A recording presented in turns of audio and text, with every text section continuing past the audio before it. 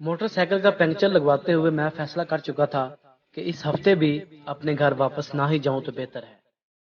دیر تو ویسے بھی ہو چکی تھی، اور جہاں پچھلے 3 ہفتے گزر گئے ہیں یہ بھی گزار ہی لو تو گرمیوں کی چھٹیوں میں ایک ہی بار چلا جاؤں گا۔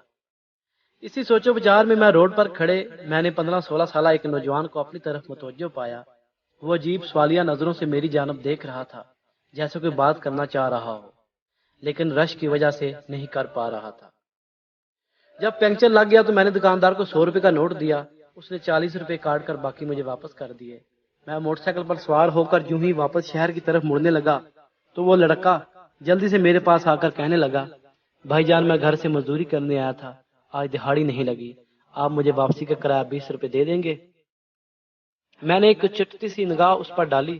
سادہ لباس، ماتھے پر تیل سے چپکے ہوئے بال، پاؤں میں سیمنٹ بھرا جوتا، مجھے وہ سچا لگا۔ میں نے 20 روپے نکال کر اس کے ہاتھ پر رکھ دیے۔ وہ شکریہ ادا کر کے چلنے لگا تو نہ جانے میرے دل میں کیا خیال آیا۔ میں نے کہا، سنو تمہیں دہاڑی کتنی ملتی ہے؟ اس کا جواب دینے سے پہلے ہی میں نے باقی کے 40 روپے بھی اس کی طرف بڑھا دیے۔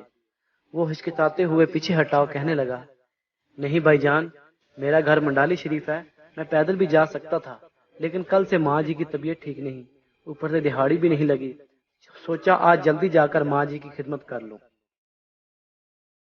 میں نے کہا، اچھا یہ پیسے لے لو، ماں جی کے لیے دوائی لے جانا۔ وہ کہنے لگا، دوائی تو میں کل ہی لے گیا تھا، آج میں سارا دن ماں جی کے پاس رہوں گا تو وہ خود ہی ٹھیک ہو جائیں گی۔ مائیں دوائی سے کہاں ٹھیک ہوتی ہیں بابو جی؟ میں نے حیران ہو کر پوچھا، تمہارا نام کیا ہے؟ اتنے میں اس کی بس بھی آ گئی۔ وہ بس کی چھت پر لپک کر چڑھ گیا اور میری طرف مسکراتے ہوئے زور سے بولا، گلو۔ گلو کی بس آہستہ آہستہ دور ہوتی جا رہی تھی، لیکن گلو کے واپس کیے ہوئے 40 روپے میری ہتھیلی پر پڑے ہوئے تھے، اور میں ہائی سٹریٹ کے رش میں خود کو یکدم بہت اکیلا محسوس کرنے لگا۔ کچھ سوچ کر میں نے موٹر سائیکل کا رخ ریلوے اسٹیشن کی طرف موڑ لیا۔ موٹر سائیکل کو سٹینڈ پر کھڑا کر کے ٹوکن لیا اور ٹکٹ گھر سے 30 روپے میں ٹکٹ لے کر گاڑی کے انتظار میں بینچ پر بیٹھ گیا۔ کب گاڑی آئی، کیسے میں سوار ہوا، کچھ خبر نہیں۔ اسٹیشن پر اتر کے پھاٹک سے وین پر سوار ہوا۔ آخری بچے ہوئے 10 روپے کرایہ دے کر جب شام ڈھلے اپنے گھر کے دروازے سے اندر داخل ہوا تو سامنے صحن میں چارپائی پر امی جان سر پر کپڑا باندھے نیم دراز تھی۔ میرا بڑا بھائی دوائی کا چمچ بھر کر انہیں پلا رہا تھا۔